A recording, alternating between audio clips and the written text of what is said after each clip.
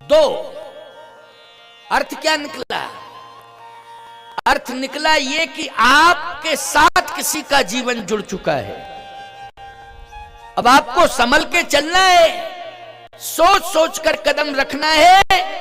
कहीं आप कुसंगति में फंसकर अपना जीवन नष्ट करो और दूसरे का भी जीवन नष्ट करो, ये अच्छा नहीं होगा।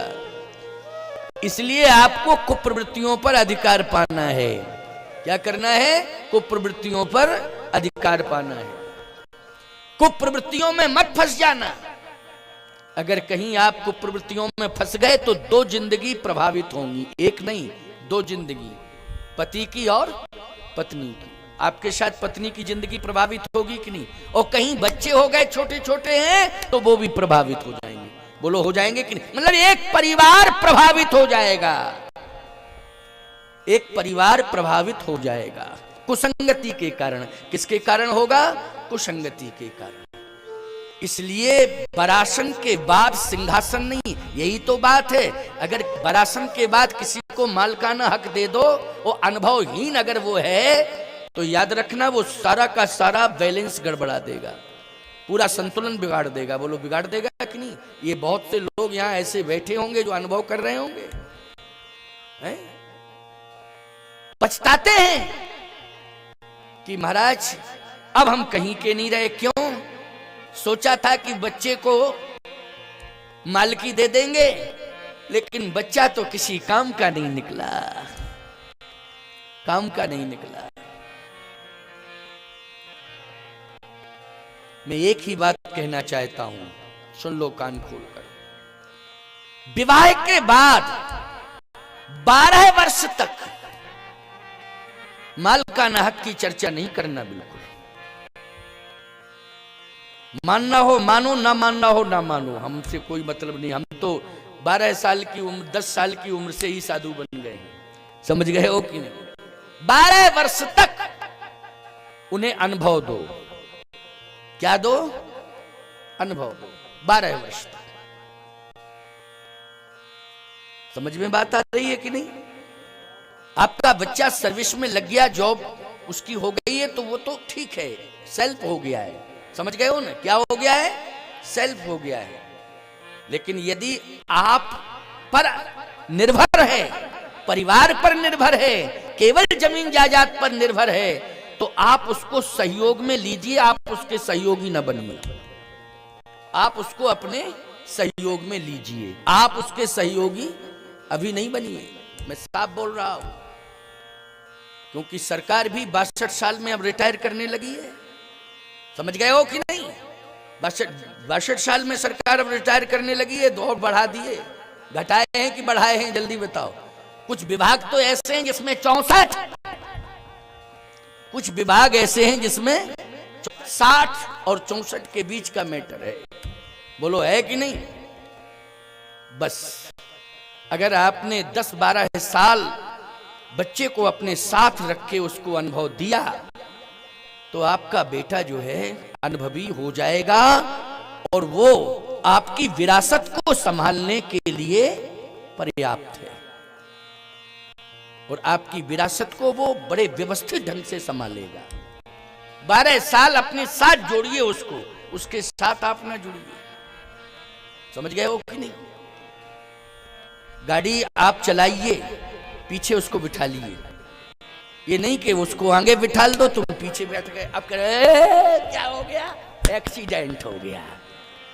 ठीक से नहीं चलाता है गाड़ी, तू कैसे चलाता है गाड़ी? बाद में नाराज होते फिर रहे हो, कैसे चलाता है, कैसे है?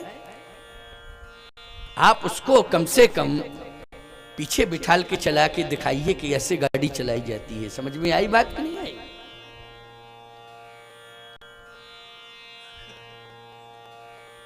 इसलिए 20-22 वर्ष में बच्चे की शादी की जाती है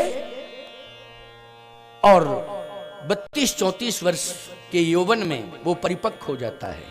बोलो हो जाता है कि नहीं हो जाता है? रामायण का सिद्धांत मैं बता रहा हूं, रामायण के अनुसार बोल रहा हूं।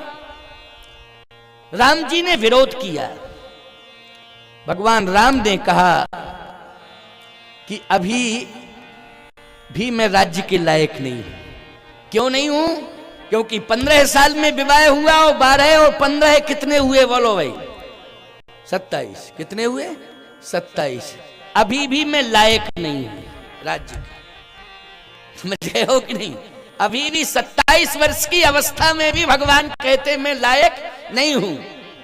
और दशरथ जी क्या कह रहे हैं? भये राम सब विधि सब लायक। दशरथ जी कह रहे हैं भये राम सब विधि सब लायक, और राम जी कहते मैं 27 साल का हो गया हूं, अभी मैं राज्य के लायक नहीं हूं। बोलो यही अर्थ है कि नहीं? तभी तो स्वीकार नहीं किया, तभी तो राज्य स्वीकार नहीं किया, अभी मैं लायक नहीं हूं। और दशरथ जी क्या कह रहे हैं? 12 साल बाद विवाह के बाद, एक तो छोटी उम्र में विवाह हो गया 15 साल की आयु में, सीता जी 6 साल की थी, सीता जी 6 वर्ष की थी, और 6 वर्ष की सीता जी और 15 साल के राम, तब विवाह हुआ। अब 12 साल तक, विवाह के बाद 12 साल तक अयोध्या में, तो प्यारे राम 27 वर्ष के हो गए और सीता जी 12 और 6 18 साल की, 18 साल की हैं सीता जी, 27 साल के हैं राम जी। अयोध्यावासी क्या कह रहे? राजा राम जानकी रानी आनंद अवध अवध रजधानी। राजा राम हो और जानकी क्या हो? रानी। लेकिन अभी तो 18 वर्ष की आयु है, 18 साल में रानी और 27 साल में राम जी राजा बने, ये सबकी इच्छा है, लेकिन राम जी की और सीता जी की, सीता जी की इच्छा नहीं है, क्योंकि जो राम की इच्छा वही सीता की इच्छा है। सीता जी की इच्छा, आप कहोगे महाराज ये कैसे कह दिया आपने कि जो राम जी की इच्छा है वही सीता जी की इच्छा है? अरे सीता जी की मां सुनैना ने शिक्षा दी थी ना कि सास ससुर गुरु सेवा करहु, पति रुख लख आयुष, पति रुख लख आयुष अनुसरे। जो पति का रुख हो उसको तुम लख लेना, उसी के अनुसार काम करना। तो पति का रुख क्या है कि मुझे राजा नहीं बनना है, तो पत्नी का रुख ये है कि हमें रानी बनना है। जब पति रुख लख आयुष अनुसरे, स्पष्टीकरण है इसमें कि राम जी का रुख नहीं है कि मैं राजा बनूं, तो सीता जी का भी रुख नहीं है कि मैं रानी बनूं। दशरथ जी कहते हैं भय राम सब विधि सब लायक। अयोध्यावासी भी कह रहे हैं भय राम सब विधि सब लायक, दशरथ जी भी कह रहे हैं भय राम सब, सभी कह रहे हैं। का वशिष्ठ जी महाराज से पूछो कि लायक हैं अभी कि नहीं? गुरुजी तो बतावे कि क्या है कंडीशन, गुरुजी बताएं कि कंडीशन क्या है। गुरुजी से पूछा,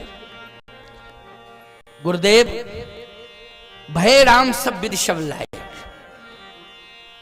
अयोध्यावासी भी यही कह रहे हैं, राजा राम जानकी रानी आनंद अवध अवध राजधानी। अच्छा, सबकी इच्छा है ये? हाँ, सबके और अभिलाष है, कहे मनाए महेश आपछत युवराज पद राम ही देव नरेश।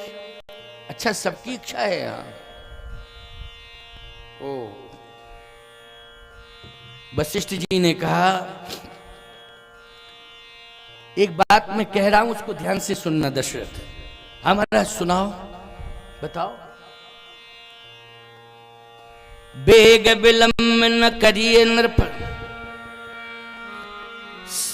साजिए सकल समाज, सुदिन सुमंगल तवहि जब राम होई जुबराज।